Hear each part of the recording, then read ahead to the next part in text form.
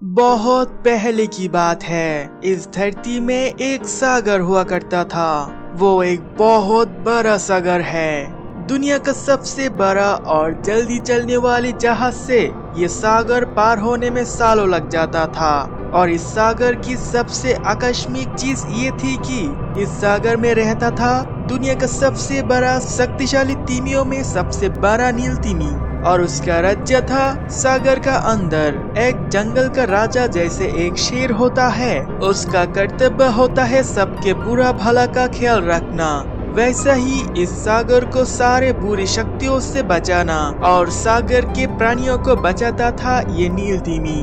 नील तिमी के राज्य में सारे प्राणी बहुत खुशी से जिंदगी बिता रहा था। कभी किसी को कोई मुसीबत नहीं होता था और सब नील तिमी की बात मानते थे और उसको भी मानते थे। पर नील तिमी इतनी शक्तिशाली होने के पीछे था उसके सर का हीरो का मुकुट। अब नील तिमी का उम्र हो चुकी थी, इसीलिए वो सागर को अपने बेटे के हाथ सौंपना चाहते थे। नील तिमी एक दिन बहुत बीमार हो जाता है और अपने बेटे को बुला के कहता है, सुनो, हमारे नील तिमियों का एक बहुत बड़ा कर्तव्य है। वो ये सागर का सारे प्राणियों का रक्षा करना, उसके अच्छे बुरे का ख्याल रखना, सब अशुभ शक्ति से लड़ना। पर तुम मुझे ये सब क्यों बता रहे हो बाबा? मेरे जाने का समय हो गया। अब मेरे सारे कर्तव्य भार तुम्हें लेना पड़ेगा। ये तिमियों का कर्तव्य है। और ये बात याद रखो, हमारे सर का ये मुकुट ही हमारा शक्ति है। बहुत बार बहुत इंसान, बहुत दैत्या आई है इस मुकुट को छीनने के लिए। वो अपने लालच के लिए ये सब करता था पर ले नहीं पाता। ठीक है बाबा, मैं तुम्हारी सारी बात मानूंगे, पर तुम मुझे छोड़ के मत जाओ। नहीं बेटे, मुझे जाना ही पड़ेगा। मैं जा रहा हूँ। नील तिमी के बेटे को अपने पिता के गुजरने से बहुत दुख होता है। उसके बाद बाबा के कहने स्वरूप बेटे नील हीरो का मुकुट धारण करता है और बहुत शक्तिशाली और सबका ख्याल रखता है। सब नील तिमी के बेटे को नील तिमी के जैसा ही मानता था। ऐसे ही सब चलता रहता। कुछ दिनों के बाद जहाज में करके कुछ समुद्री लुटेरे आ जाता है। नील तिमी तब सागर का परिक्रमा कर रहा था। अचानक समुद्री लुटेरों की आंख नील तिमी पे पड़ता है। नील तिमी के सर पे हुआ वो हीरे का मुकुट देख के वो लालच में आके नील तिमी को अपने जाल में बंदी बनाता है।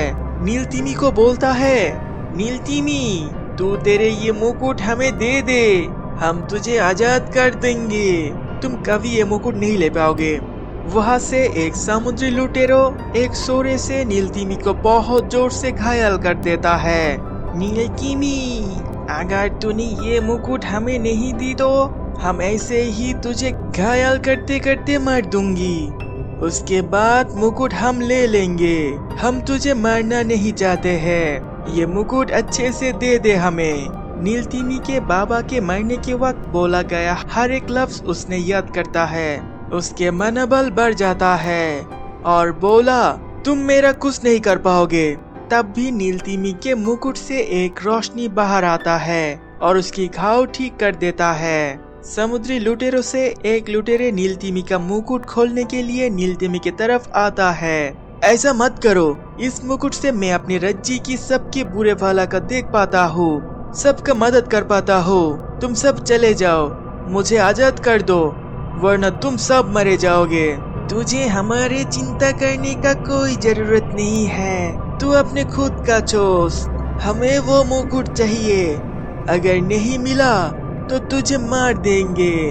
मुकुट को सुनने के साथ ही साथ पूरा सागर में एक तूफान शुरू हो जाता है और लुटेरों की जहाज डूब जाता है और सब समुद्री लुटेरा डूब के मर जाता है। अपने लालच के लिए समुद्री लुटेरे अपनी जिंदगी खो बैठता है। लालच पाप है और पाप मृत्यु। और जितना भी खतरा आए, हमें हमारी कर्तव्य याद रखना चाहिए। अपने खुद की जीवन का बाजी रखे। नील तिमी ने वही